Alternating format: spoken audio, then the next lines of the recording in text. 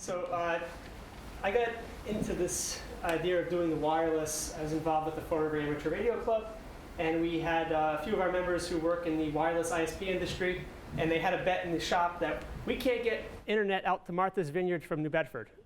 So I'll show you some pictures. I have some case studies, some things that we've done. So those guys kind of got me started with it. And we solved some problems here at the college. So 2 of the case studies we did here at the college. The rest are things that I've done on the weekends. Keith lets me freelance on the weekends. So these are things I've done for other people that I've done work for. So this little cartoon up here, there's a whole TV-themed related comic strip. One of them was Fast, Good, Cheap. These radios that I have up here, $85, $90 a piece for the pair. So that's something I could buy with my lunch money. So I own those personally. You can spend a little bit more money and get something better. Ubiquiti sells things called their air fiber, where it's actually 2 radios. One's constantly transmitting, one's constantly receiving. They do things not where other people are. So in the 7 gig spectrum, in the 24 gig spectrum, so you won't have an issue when a lot of cell phones show up. Or if you're at that robotics tournament and people are using those really cheap Hobby King remote controls that wipe out the entire 2.4 spectrum indiscriminately. So there are other options if you need that to be rock solid.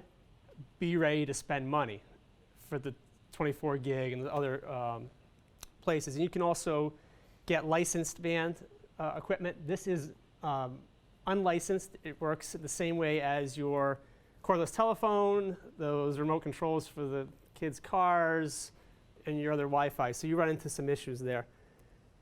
So I'm going to skip a little bit of this because we already talked about encoders.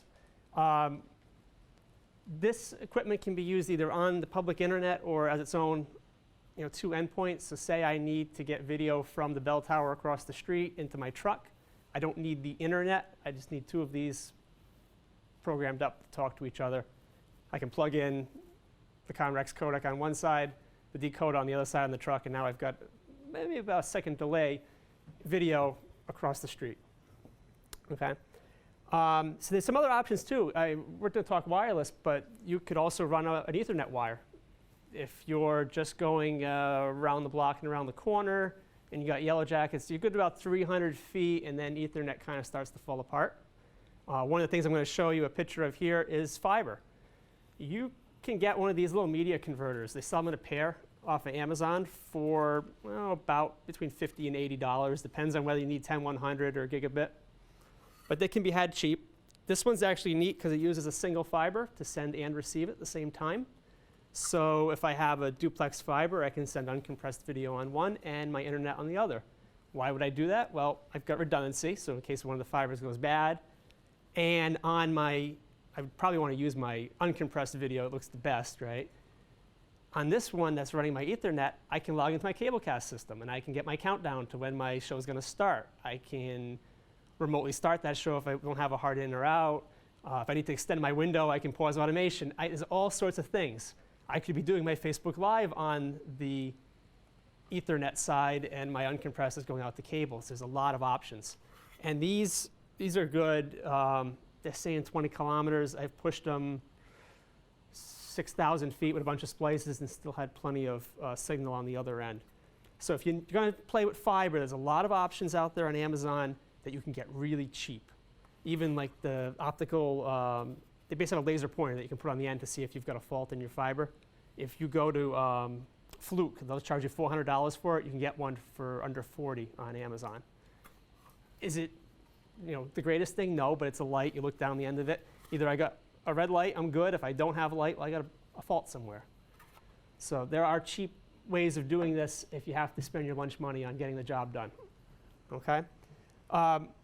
Another thing to talk about Wi-Fi on this slide before I move on is the types of antennas. I'm going to move over here.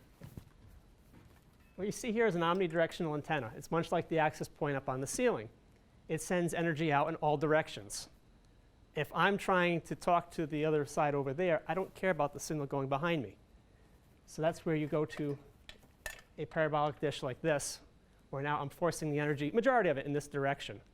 And as I do that, my 1 watt looks like a lot more power because I'm not wasting that energy behind me. An important note, though, when you start making this directional, you're supposed to back the power down here. This isn't supposed to look like more than 1 watt coming off the front of this grill. Back to the first thing I talked about with the ham radio club, the high end of the 2.4 spectrum overlaps with the ham radio band. So if I'm using it for ham radio purposes, non-commercially, non-broadcast, I can run my full privileges, which means I can use a 4-watt amplifier on this, and it looks like 2 kilowatts coming off the end of this.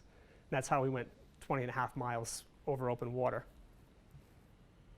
But you've got to be using it for ham radio purposes, so that doesn't really help us here necessarily in public access land. So we'll talk a little bit about Wi-Fi. OK, we'll start with interference. There are things that will cause interference. You're going to have other access points that are living out there. So we're here at the college. We've got a few hundred of these APs throughout the building. And as you move through the buildings, you'll automatically connect to the next nearest one with the best signal. I'm now putting a rogue device out there that has to compete with all of that. So when you log into these radios, they'll give you a number, signal-to-noise ratio. You want that noise floor as low as possible. Now, think back to audio when we look at a scale, right? 0 is 100% scale, and then we work down in negative numbers as things get weaker. Similar thing with radio. So a negative 90 noise floor is really good. A negative 60 noise floor is really bad. Okay, so you want to get your signal level as low, a smaller negative number, and the noise floor as high in that inverse number there. So you really want, for reliable connectivity on these things, at least 20 dB over that noise floor. Okay, so those are some numbers you'll see when you log into the radios.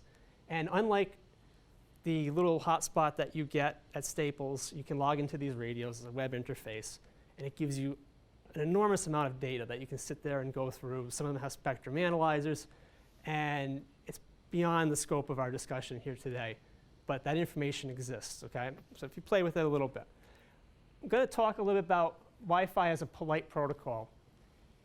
It listens before it transmits, and if it sees interference, it's going to stop. It doesn't want to step on anybody else. So it'll back off and wait a second and try again, kind of like TCP does. And then if it crashes again, it's going to wait 2 seconds this time. Well, that's now backing off our speed. So that's something to kind of know about. And the other thing with Wi-Fi, there's 12 channels on 2.4. You want to be on 1, 6, or 12. You don't want to be in between, because then you have other carriers that are happening. So say I'm centered on 1, the next guy's centered on 2. He's transmitting with more than one channel. So if you're doing a 5 meg channel, you're on 1. But if you go up to your 10s and your 20s, your wider bandwidths, higher throughputs, you start interfering with other people. That's going to create an issue. A lot of the devices you see, some of the other companies that sell in point-to-point for within the room for, let's say in 5 gig land, Teradek makes some of these. They're Bolt product, I believe, where it's meant for a 500-foot range, point-to-point. That's taking 7 or 8 5.8 gig channels and just indiscriminately just throwing data across really fast to get that. So something to think about. If you're doing a wireless camera, you're going to have that problem in there, that you got to kind of stay away from those frequencies, know where they're existing. And going back to Amazon, you can get a spectrum analyzer cheap for your iPhone. It'll show you waveforms of what's going on. And some of them will even identify and say, the Teradek's over here, and that device is living on this channel over here, and it'll show you the congestion on the Wi-Fi. So you kind of know what you're getting into. Otherwise, we're putting these things up, we're not seeing what's happening. Okay? One of the other things I have a picture of here, I'm going to point to it, camera over here. Fresnel Zone, something to think about. This is something that anyone who's run a microwave ENG truck knows about. Basically, it's creating multipathing. So if I have the dish on my truck and the dish that's living out wherever, a tower site, I don't want things in between. It's going to start bouncing off that. And what will happen is the other signals will get, as it's coming in, you'll get the primary signal that's going direct. The other one's going to bounce off, come back a millisecond or two later. Now you're creating an echo. That's not good for digital. Okay? So now you drop packets, things are bad.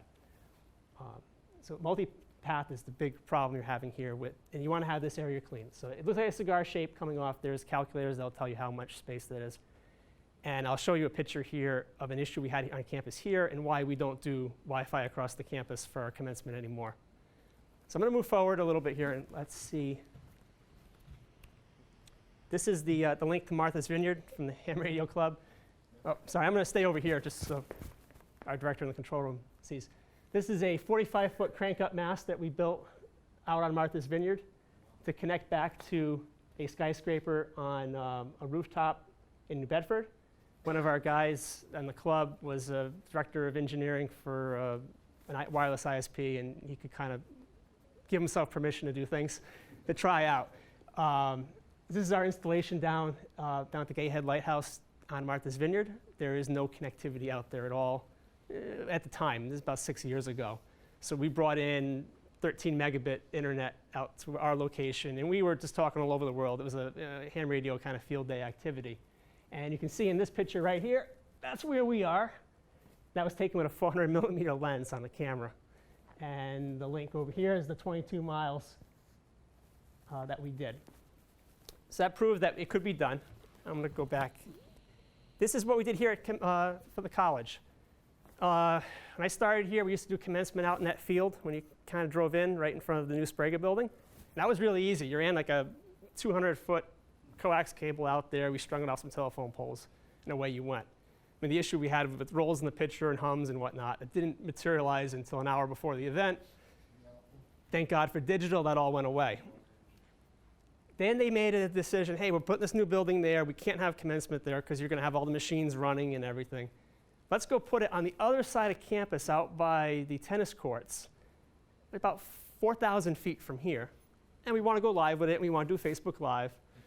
So fortunately, I own my own truck, so I brought that in. I figured to control my destiny, have a place to work. So that's the old WLNE Unit 14, the 32-year-old truck now, but it works. So we set all that up. We had a 48-foot mast on it. And up here we have this dish right here, aimed back towards the college. And down here on the roof of this building, we have an over-the-air antenna tripod, kind of cobbled something together. So that's the receive side. And for $80, we had that figured out. We cheated. This is actually probably before Comrex had their product. We used a sling box and a scan converter on this side, and it kind of worked. I wanted to have my junk drawer. I had to make this happen in about 2 months. We really didn't have a lot of lead time to figure this out. So as you see on here, this is where we are right now. This is where we were operating. The tent was over here.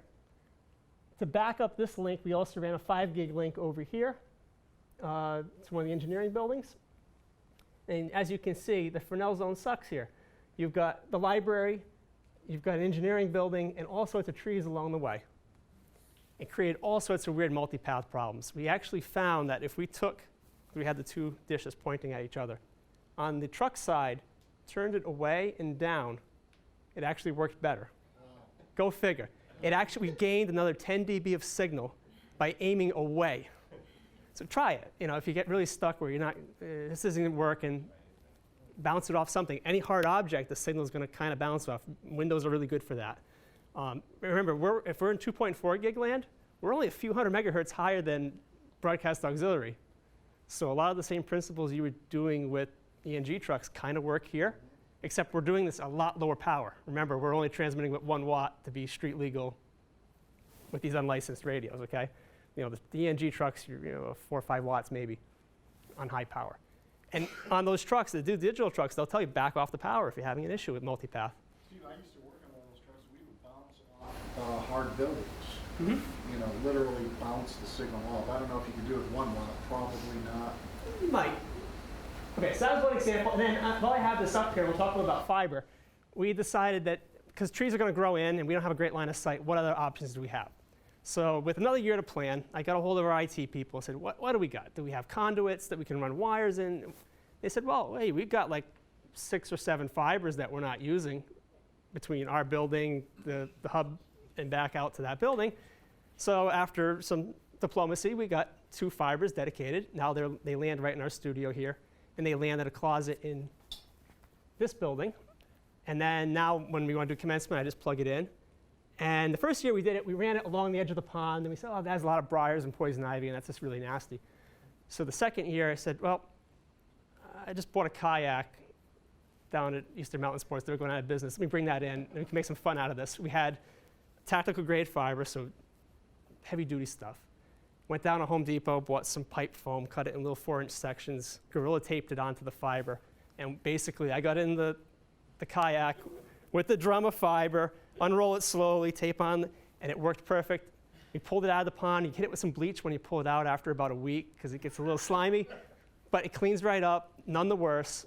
And we had gigabit Ethernet basically as if we were in this room, and we had uncompressed video, and we had 2 more fibers left over just in case.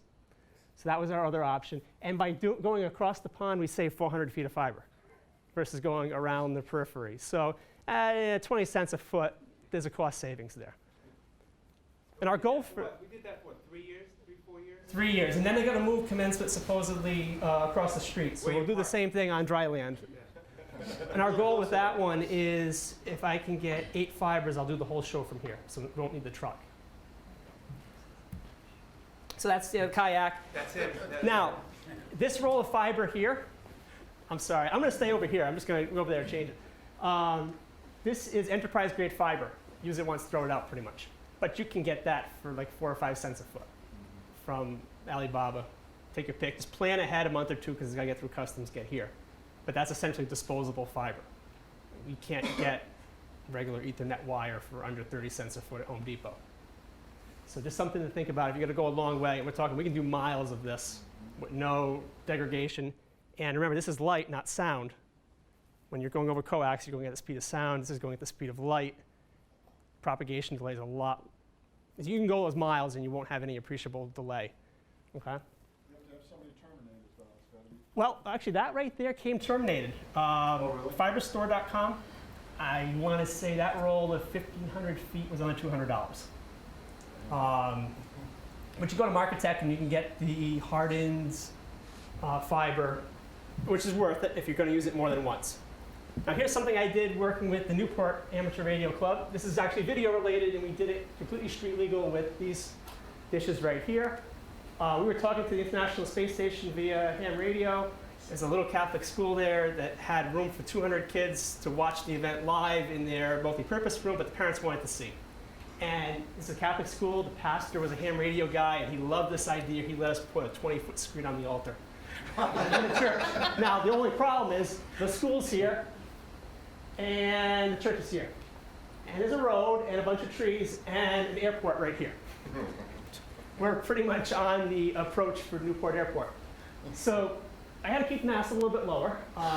Here's the antenna array to talk to the space station. There's the backup antenna array. We put that dish up here we used Teradek cubes set to talk to each other, but you know, pick your poison as far as what codec you want to use. And on this side, the Ham Radio Club came up with a 35-foot fiberglass mast. We bolted on the other end, and we just kind of guy roped it up there. In 25 minutes or less, we had that rigged up, and we were seeing 4 meg video stream. It was good enough for the parents to watch about 10, 15 seconds later. So it worked out pretty well for them. Everyone was happy. This one here, actually Adam and I were talking about this. You want to do an event at your football field. You have no internet at your field house. Or in Tiverton's case, in the middle of the field for graduation at the stage. I live in Tiverton, I like to volunteer and help them out. So we worked at their IT department. They were great. They got me Ethernet on the roof of the band room. And they wanted to do a Facebook Live of the graduation. First year they've ever done this in the middle of a field. So that's about, I would say, a 500 or 600 foot run. And we had 60 megabit per second internet at the 50-yard line. So out of this comes down, there is a power over Ethernet injector. So you plug in to the PoE side, goes into the dish. The LAN side goes into whatever you're plugging in. It could be the back of that codec. It could be a network switch. It's up to you how you want to rig that up, okay? We're going to move on to the next one. And these are all using the same dishes here. They've just been repurposed over the years. This thing. So someone had mentioned, how do you get onto the wired internet or wireless internet? Say the coffee shop says, we can use your Wi-Fi, but you really need to be across the street and maybe 2 buildings down, okay? I can take this into Dunkin' Donuts if I know their Wi-Fi, plop this in the parking lot, and go 600 feet over there and do my live shot. So this radio, I log into it, connect, bind it to whatever the existing Wi-Fi is here. And I had it rigged up with 2 PoE injectors, and the wire quite literally came out, went right back into this one, and this became the retransmitter. What we use this for, a few years ago, they built a new building here on campus, this building here. And we wanted a time lapse of it. And we didn't want to just put up a time-lapse camera that ran on AA batteries and walked away from it. We wanted to update our college website every minute or so, and then every 15 minutes take a high-res photo, stash it away, we'll make a time-lapse later with that. And oh, this is a green LEED certified building, so the so what is, can we do this green? So we built, out of some scrap parts I had sitting around the house, a completely solar-powered webcam out of a Raspberry Pi computer. So all in, I think I spent, with parts I didn't have in the junk drawer, about maybe $200 to do this. The housing was cast off from a local TV station, was throwing it out, and I was more than happy to take it out of the dumpster for them. Built a pallet, 300 watts of solar there, 100 amp hour battery charge controller. So that's basically a little miniature space station living out there on the roof. Problem is our IT people weren't too keen on the idea of a Linux box that they couldn't secure living on their network. So I said, fine, I'll bring my own. We have one here that's our own, it's very nice. So this end of it here was connecting to our hotspot here in the studio.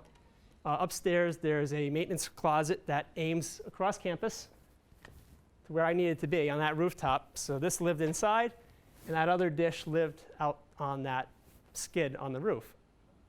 Interesting thing about some of the older Ubiquiti equipment, it uses straight 24 volts, nothing fancy. So if you know which 2 pins on that Ethernet connector, positive and negative, you can just feed 24 volt DC, and this will power up quite nicely. Amazon makes, again, for 10 bucks, a little adapter that goes from 12 volts, or whatever you feed it, to a nice regulated 24 volts. You feed it into here. This whole arrangement could run off a car battery for 3 days. So if you need to go plop it somewhere and steal someone's Wi-Fi, or borrow it, with their permission, they give you the password, you could repeat that. So take this omnidirectional signal that's not going to get very far. If you try aiming this dish at that hotspot up there, it would kind of work. That hotspot's going to hear this really well. That unit can't transmit back really well because it's going out in all directions. So you really want to have 2 antennas of the same type. Another important thing, see how that is facing a different direction as this one? That's no good, okay? You want these to be aimed the same way. By turning that 90 degrees, you cut the signal in about half, okay?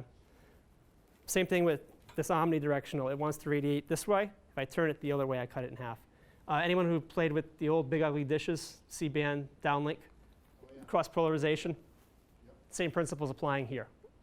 So just be aware of that. How you assemble these radios will change how well.